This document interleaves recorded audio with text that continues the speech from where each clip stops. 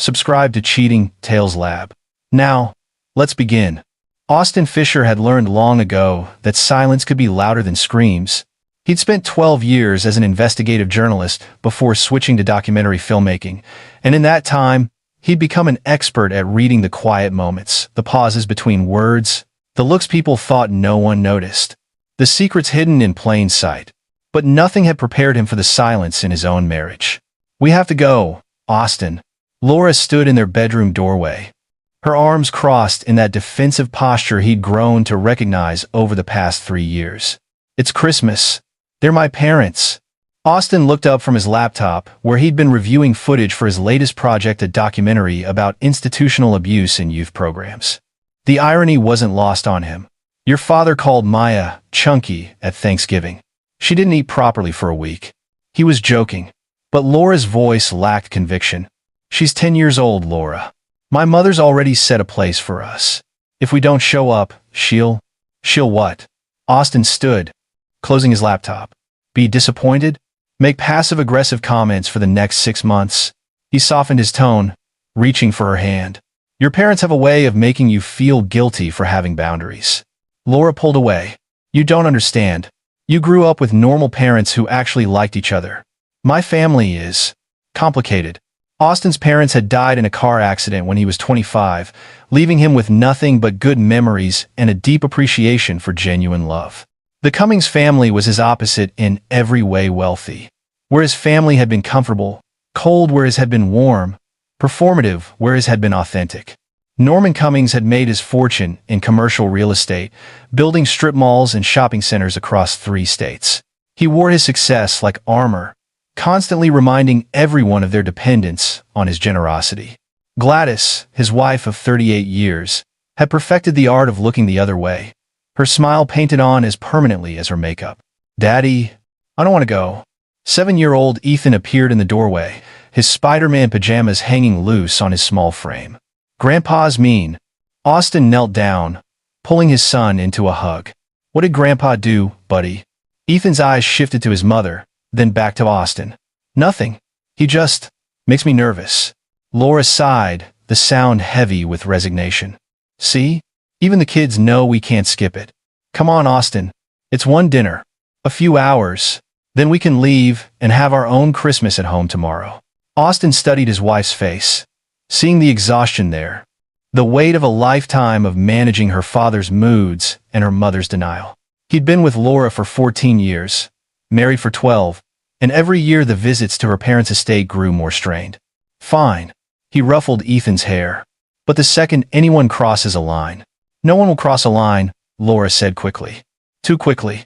It'll be fine." 3 hours later, Austin pulled their SUV through the iron gates of the Cummings estate, a sprawling colonial-style mansion in Connecticut's wealthiest suburb. Laura's brother Philip's BMW was already parked in the circular driveway, along with his wife Sylvia's Mercedes. Uncle Philip, Maya ran ahead, her dark curls bouncing. At 10, she still possessed the unself-conscious enthusiasm that Ethan was already losing. Philip swooped her up, spinning her around in a practiced gesture that looked affectionate but felt hollow to Austin. "There's my favorite niece. You've grown another foot." "I'm your only niece," Maya laughed. Philip Cummings was everything his father wanted: ambitious, ruthless in business, and willing to sacrifice anything for success. At 42, he ran the Western Division of Cummings Properties, expanding the empire while his father maintained control of the legacy holdings. His wife Sylvia taught art history at Yale, a fact Gladys mentioned at every opportunity as proof of the family's cultural sophistication. Norman appeared at the top of the front steps, a crystal tumbler of scotch already in his hand despite it being only 3 in the afternoon. At 71, he remained imposing, 6 feet tall, with silver hair swept back from a face that had grown harder with age, like stone weathered by years of cruelty instead of kindness. "About time," he called down. "Thought maybe you'd gotten lost." "Oh, that's right, you can't afford a proper navigation system." Austin felt Laura tense beside him. They lived comfortably on his documentary work and her job as a pediatric nurse. But to Norman, anything less than excessive wealth was poverty. "Merry Christmas, Norman." Austin kept his voice neutral, years of interviewing difficult subjects serving him well. "It's Mr. Cummings to you." Norman descended the steps, his movements still powerful despite his age.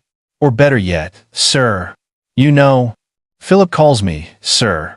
Philip also calls you dad, Austin replied evenly. Since I'm not your son, I'll stick with Norman. A vein pulsed in Norman's temple, but Gladys appeared in the doorway, her intervention perfectly timed after decades of practice. Come in, come in. Dinner's almost ready.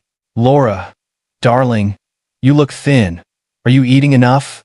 The house smelled of pine and expensive candles. Every surface decorated with the kind of Christmas display that required professional designers.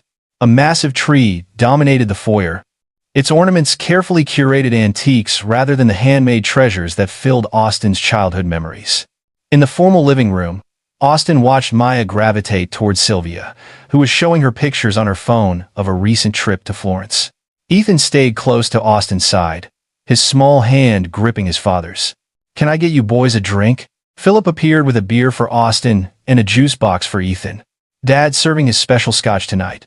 25-year Macallan. Probably costs more than your monthly mortgage. Probably, Austin agreed, refusing to take the bait. Norman settled into his leather armchair like a king on his throne, surveying his domain. Philip, tell Austin about the Henderson deal. Show him what real success looks like. As Philip launched into a self-congratulatory story about acquiring a struggling property for pennies on the dollar and displacing 50 small businesses, Austin noticed Gladys watching Ethan with an odd expression, something between concern and calculation. Ethan, honey, would you help Grammy in the kitchen? She extended her hand. Ethan looked up at Austin, who nodded. Go ahead, buddy.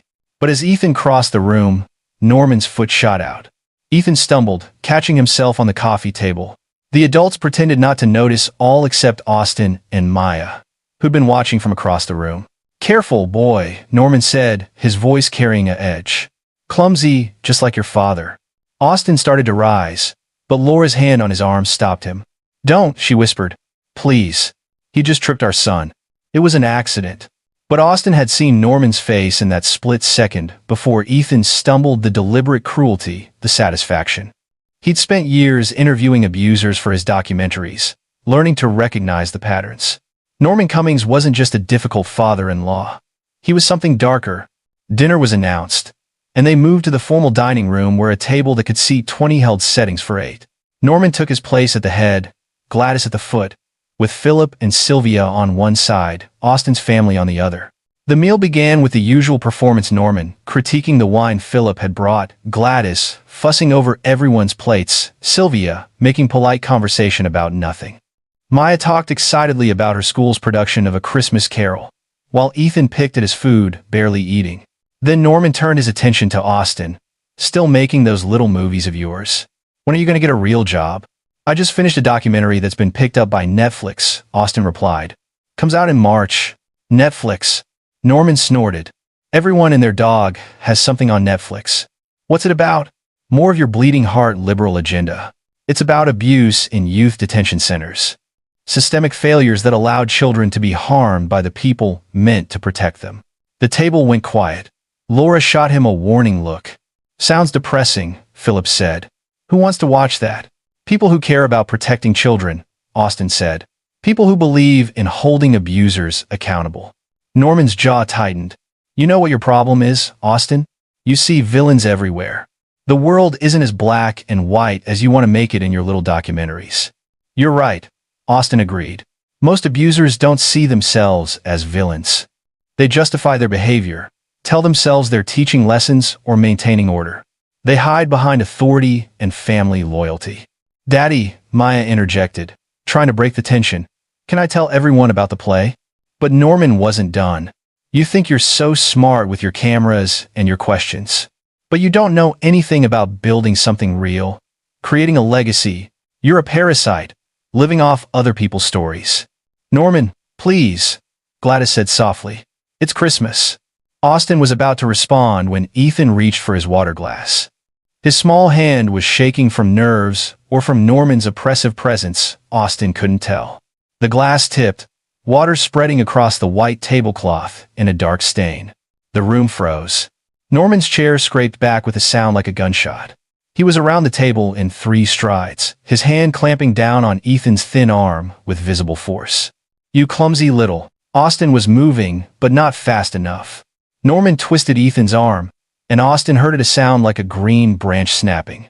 Ethan's scream was cut short by Norman's open palm across his face, the slap echoing in the silent room. "That's for spilling water." Everyone kept passing dishes. Laura reached for the potatoes with trembling hands. Philip refilled his wine glass. Sylvia studied her plate. Gladys dabbed at the water with her napkin, her movements mechanical. And Ethan cried silently, tears streaming down his reddening cheek, cradling his arm. Austin's vision went white at the edges, rage unlike anything he'd ever felt coursing through him. He was halfway out of his chair when Maya stood up. "Grandpa," she said, her voice clear and cold in a way that made every adult at the table turn to look at her. "Should I show them what you did last night when you came to our house?" The room went dead silent.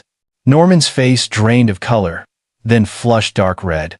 "Maya, sit down. Should I tell them where you put your hands? What you said I had to keep secret." "Maya!" Gladys's voice cracked like a whip. "That's enough." But Maya's eyes were on her grandmother, steady and accusing. "You knew, didn't you, Grammy? You were there. You saw him come into my room." Laura stood so fast, her chair fell backward. "What are you talking about?" Austin was already moving toward Ethan, pulling his son into his arms, his mind racing to process what Maya had just said, while his heart hammered with the need to protect both his children. "She's making things up," Norman said, but his voice had lost its authority, replaced by something desperate. "She's a confused little girl who—" "I'm not confused." Maya's hands were balled into fists at her sides. "You came to our house last night after Mom and Dad were asleep. You said Grammy sent you to drop off presents. You came into my room, and you touched my—" "We're leaving." Austin's voice cut through the chaos. He stood with Ethan in his arms, his son's weight barely registering. "Laura, get the car keys. Now." Laura stood frozen, looking between her daughter and her father, her face a mask of horror and disbelief warring with desperate denial. "Laura," I said now. Philip had gone pale. Sylvia had tears running down her face. Gladys sat like a statue, her carefully maintained composure finally cracking to reveal something cold and knowing beneath. "You can't just leave in the middle of dinner," Norman blustered, but he'd backed against the wall. His earlier dominance evaporated. "This is my house. I won't be accused. Your house." Austin's voice was deadly quiet as he looked at the man who'd just broken his son's arm, who'd apparently done something unspeakable to his daughter. "We'll see how long that lasts." He was at the door, Maya pressed against his side, and Ethan still in his arms, when Laura finally moved. She grabbed her purse with shaking hands, not meeting anyone's eyes. "Laura, if you walk out that door," Norman started. "Shut up, Dad." Laura's voice broke. "Just shut up." In the car, Austin drove with one hand, the other checking Ethan's arm as carefully as he could while navigating the dark roads. Maya sat in the back seat, her brave composure finally breaking as sobs shook her small frame. "I'm sorry, Daddy. I'm sorry I didn't tell you before. He said Grammy would be sad if I told, and Mom would be angry, and—" "You have nothing to apologize for," Austin said, his voice thick with emotion. "Nothing. Do you hear me, sweetheart? None of this is your fault." Laura stared out the window, silent tears tracking down her face. Austin pulled into the emergency room parking lot, his mind already cataloging everything he needed to do. Get Ethan's arm treated and documented. Take Maya to be examined, file a police report, call a lawyer. But beneath the practical necessities, beneath the fury and the heartbreak, a cold certainty was forming. Norman Cummings had hurt his children, and Austin was going to make him pay for it in ways the old man couldn't begin to imagine. The fluorescent lights of the emergency room cast everyone in harsh relief as Austin carried Ethan through the automatic doors, Laura trailing behind with Maya's hand clutched in hers. The admitting nurse took one look at Ethan's swelling arm and the red handprint still visible on his face and immediately called for a doctor. How did this happen? The nurse's eyes moved between Austin and Laura, trained to spot the signs of parental abuse. His grandfather. Austin's voice was steady despite the rage still simmering beneath his skin. Twisted his arm until it broke, then slapped him. About 40 minutes ago. The nurse's expression shifted from suspicion to sympathy. We'll need to file a report with Child Protective Services. It's mandatory for suspected child abuse. I'll file one myself with the police as soon as my son's been treated, Austin said. But there's something else. He glanced at Maya, who stood pressed against Laura's side, her earlier bravery replaced by the vulnerable fear of a traumatized child. My daughter needs to be examined. Her grandfather. Last night Austin couldn't finish the sentence. The nurse understood immediately. I'll call for Dr. Harrison. She specializes in pediatric assault cases. The nurse's professionalism couldn't quite mask the anger in her eyes. You did the right thing bringing them in. The next 3 hours passed in a blur of doctors, X-rays, gentle questions, and documentation. Ethan's arm was fractured, a clean break that would heal, the doctor assured them, but would require a cast for 6 weeks. The slap had left bruising along his jaw, photographed from multiple angles for evidence. Maya's examination was more complicated. Dr. Harrison, a woman in her 50s with kind eyes and gentle hands, explained that she'd found evidence of inappropriate contact but no signs of penetration. She collected samples, taken photographs, and documented everything with the thoroughness of someone who'd testified in court before. Your daughter was very brave, Doctor. Harrison told Austin and Laura in the hallway, while Maya was getting dressed. She gave a clear, consistent account. Last night, around 11 p.m., a man she identifies as her grandfather entered her bedroom.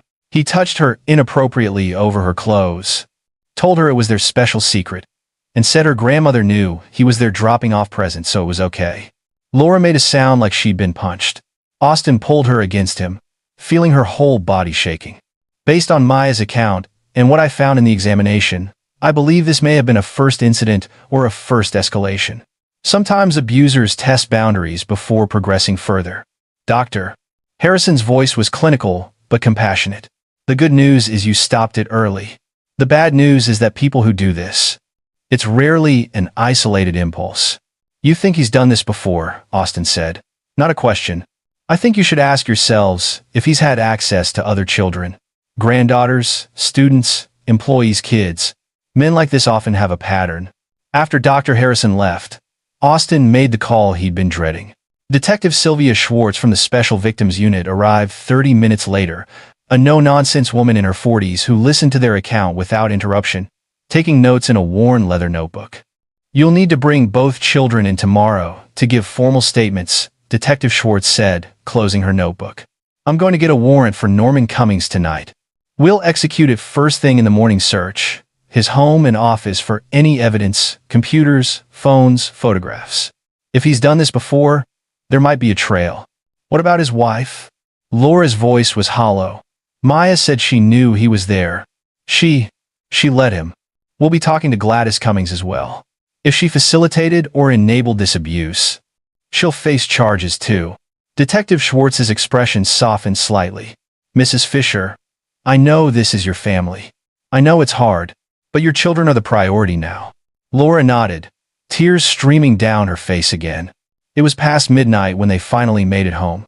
Austin carried Ethan, who'd fallen asleep against his shoulder, while Laura guided an exhausted Maya inside. They put both kids in the master bedroom, unwilling to let them out of sight. In the kitchen, Laura finally broke down completely. Austin held her while she sobbed, her whole body shaking with the force of her grief. Grief for her children's lost innocence, for the illusion of family she'd clung to for so long, for the father she'd wanted to believe existed beneath the cruelty. I should have known, she kept repeating. I should have seen it. He was your father. You wanted to believe the best of him. He hurt our babies, Austin. She couldn't finish. Austin thought about all the times over the years when he'd wanted to cut ties with the Cummings family completely, all the times Laura had asked him to give them another chance, to understand that they were just old-fashioned, just set in their ways. He'd stayed silent for her sake, swallowed his anger for the sake of peace. Never again. I'm going to destroy him, Austin said quietly. Not just legally. I'm going to take everything from him. His reputation, his business, his legacy, everything. Laura pulled back to look at him. What do you mean? I mean, I'm good at finding the truth, Laura. It's what I do. And I guarantee you Norman Cummings has more skeletons than just what he did to Maya. Men like that, They don't suddenly become predators at 70. There's a history, and I'm going to find it. Laura's eyes searched his face. Promise me something. Anything. Promise me you'll make him pay for what he did. Not just legally, that might not be enough. Promise me he'll know what it feels like to lose everything. Austin kissed her forehead. I promise. The next morning, Austin woke to his phone buzzing with messages. The first was from Detective Schwartz. Warrant executed, Norman and Gladys in custody. Preliminary search yielding significant evidence. The second was from an unknown number, which turned out to be Philip. We need to talk, Philip's text read. Dad's lawyer called me. This is going to destroy the whole family. Austin didn't respond. Instead, he made coffee and sat at his kitchen table with his laptop, beginning the research that would consume the next weeks of his life. He started with public records, property holdings, business filings, lawsuits. Norman Cummings had spent 50 years building an empire, which meant 50 years of potential witnesses, victims, and evidence. By noon, Austin had found 3 civil suits filed against Cummings, properties all settled out of court with NDAs attached. 2 involved allegations of hostile work environment. One specifically mentioned inappropriate conduct with a minor child of an employee. Laura appeared in the doorway, looking like she hadn't slept. The kids are still sleeping. I gave them Benadryl last night to help them rest. Austin showed her what he'd found. This settlement was 15 years ago. A secretary claimed Norman assaulted her 14-year-old daughter at a company Christmas party. Oh God! Laura sank into a chair. How did I not know? Because your family is very good at hiding things. Austin highlighted another document. And look at who signed the settlement agreement as a witness. Your mother. Laura's face went white. She knew. All these years she knew. Austin's phone rang. Detective Schwartz. Mr. Fisher, I wanted to update you on what we found in the search. Norman Cummings had a locked safe in his study. Inside were photographs, dozens of them. Children, mostly girls between ages 8 and 14. Some appear to be family photos, others. She paused. Others show signs of having been taken without the subject's knowledge. Upskirt shots, changing rooms, that sort of thing. Austin's hand tightened on the phone. How many children? We're still cataloging, but at least 20 different girls over what looks like a span of 30 years. We're working on identifying them now. Some appear to be relatives, cousins, nieces. Others might be children of employees or business associates. What about Gladys? She's cooperating fully, which is to say, she's admitting nothing but implying everything. She claims she didn't know about the photographs. But when pressed about your daughter's account of her being present when Norman came to your house, she says she was asleep in the car and didn't see where he went. Her lawyer's already trying to negotiate a deal. After the call ended, Austin sat in silence, processing. This was bigger than he'd imagined. Norman hadn't just hurt Maya. He'd been victimizing children for decades, and Gladys had enabled it through silence and complicity. Laura was crying again, but this time with anger mixed in. How many families did they pay off? How many children did they hurt? We're going to find out. Austin opened a new document on his laptop, and we're going to make sure every single person knows exactly who Norman Cummings really is. Over the next 2 weeks, Austin worked 18-hour days. He contacted the families from the old settlements, most of whom had been bound to silence by their NDAs. He dug through old newspaper archives, finding brief mentions of incidents at Cummings' properties quickly swept under the rug. He interviewed former employees who'd left under mysterious circumstances, piecing together a pattern of predatory behavior that stretched back to Norman's early 30s. What emerged was a portrait of a monster who'd used his wealth and power to silence his victims for over 40 years. The photographs in the safe dated back to the 1,980 seconds. Some of the girls were now middle-aged women who'd spent their lives trying to forget what Norman Cummings had done to them. Austin reached out to each one personally. Some refused to talk, the trauma still too raw decades later. But others were ready. They'd been waiting for someone to ask the right questions, to believe them, to give them a platform. By the 3rd week, Austin had 15 women willing to go on record. Their stories were remarkably consistent. Norman had used his position of authority, his family connections, his wealth to gain access to children, and then exploited that access. Some were daughters of employees who'd lost their jobs after complaining. Some were distant relatives who'd been dismissed as troublemakers when they tried to tell. One was a babysitter Norman had assaulted when she was 16, then paid off with money for college in exchange for her silence. Detective Schwartz's investigation was running parallel to Austin's. The DA's office was building a criminal case, but as Schwartz explained over coffee one afternoon, criminal cases were slow and uncertain. Even with all this evidence, a conviction isn't guaranteed, she said. Norman's lawyers are already claiming the photographs are innocent family photos, that the settlements were purely to avoid litigation costs. He'll probably plead down to something with minimal jail time, given his age and health. That's not enough, Austin said. No, Schwartz agreed. It's not. But it's all the legal system can promise you. Austin thought about his documentary work, about the power of storytelling to change hearts and minds in ways that court cases couldn't. He thought about the women he'd interviewed, their courage in sharing their stories after years of silence. And he thought about Maya, who would have to live with what Norman had done to her for the rest of her life. He knew what he had to do. Austin spent the next month filming. He interviewed the 15 women who'd agreed to participate, each one telling their story in their own words. He included medical experts discussing the long-term impacts of childhood sexual abuse. He brought in legal analysts to explain how wealth and power create systems that protect predators. He documented Norman's business empire, showing how the same ruthlessness that made him successful in real estate also made him dangerous to vulnerable people. And he included his own family's story, Maya's brave testimony, Ethan's broken arm, Laura's painful reckoning with the truth about her father. With their permission, he included the photographs from the hospital, the police reports, the evidence that proved Norman Cummings was everything Austin's documentary accused him of being. He titled it The House That Norman Built. Philip tried to stop him. He called Austin dozens of times, leaving increasingly desperate messages. You'll ruin the whole family. Think about Laura's future, her inheritance. Think about the business.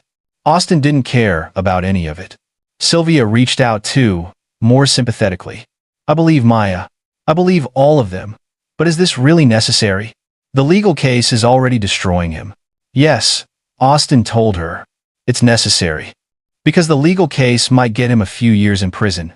This will make sure he's remembered for exactly what he was. The documentary premiered at Sundance in January, 8 weeks after that nightmare Christmas dinner. It won the documentary award. Netflix bought it for distribution 2 days later.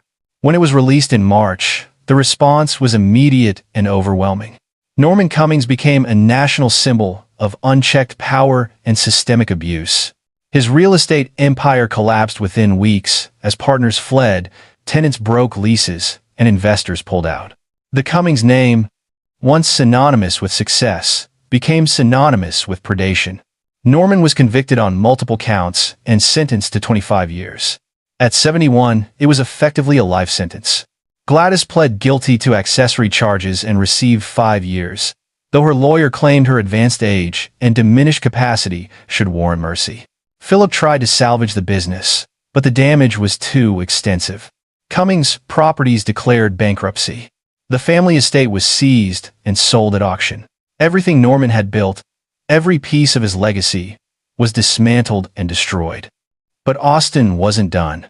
On the 1-year anniversary of that Christmas dinner, Austin released a follow-up short documentary. This one focused on the survivors, showing how they'd rebuilt their lives, how they'd found healing and purpose.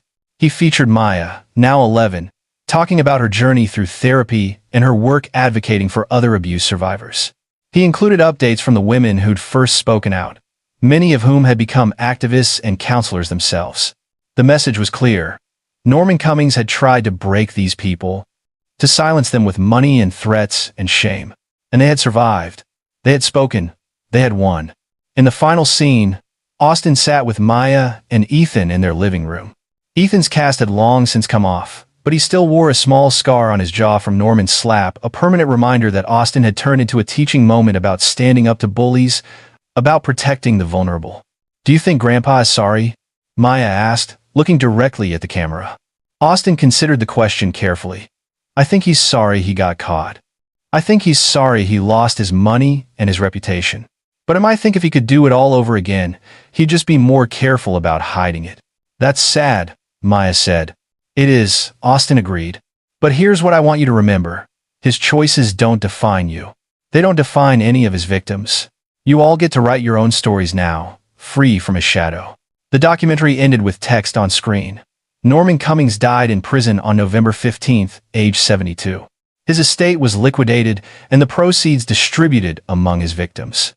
Gladys Cummings was released on parole after serving 18 months. She lives alone and has no contact with her surviving family members. Philip Cummings left the real estate industry and now works as a consultant. He declined to participate in this film. Laura sat beside Austin at the documentary's second premiere, holding his hand tightly. Their marriage had been tested by everything that had happened: her guilt over not seeing the truth sooner, her grief over losing her family, the stress of supporting two traumatized children through recovery. But they'd made it through, stronger for having faced the darkness together. "I never thanked you," she said quietly as the credits rolled. "For what?" "For being the kind of father who protects his children, the kind of husband who fights for his family, the kind of man who makes sure monsters face consequences." She turned to look at him. "My father was supposed to be that man. You showed me what it actually looks like." Austin kissed her forehead. "Our kids are going to grow up knowing that when someone hurts you, you don't stay silent. You don't protect the abuser. You fight back with everything you have." Later that night, after the reception and the congratulations and the interviews, Austin sat in his home office reviewing footage for his next project. His phone buzzed with a text from Detective Schwartz. "For your information, 2 more women came forward today, inspired by your documentary. Both are filing civil suits against the estate. Your work is still making a difference." Austin smiled. Norman Cummings had spent his life building monuments to his own ego, buildings, businesses, a legacy he thought would outlive him. Instead, his real legacy was the courage of the people he tried to destroy, the justice that finally caught up with him, and the children who would grow up in a world that believed them when they spoke. In the bedroom down the hall, Maya was reading before bed, her nightlight casting a warm glow. Ethan was already asleep, his arm healed completely, bad dreams becoming less frequent as therapy helped him process the trauma. They would carry scars from what Norman had done, but they would also carry the knowledge that their father had moved heaven and earth to protect them, to seek justice, to make sure the man who hurt them paid the price.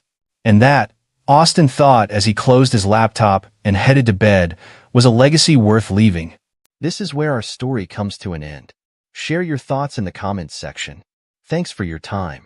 If you enjoy this story, please subscribe to this channel. Click on the video you see on the screen, and I will see you there.